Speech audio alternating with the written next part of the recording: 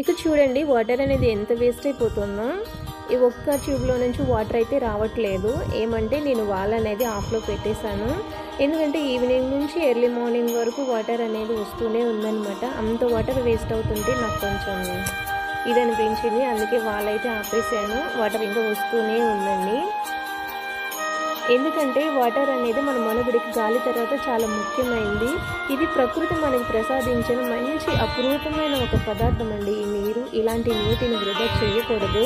మన పిల్లలకు కూడా మనం ఇదే విషయం చెప్పాలి, వాటర్ వేస్ట్ చేయకూడదు అన్నది.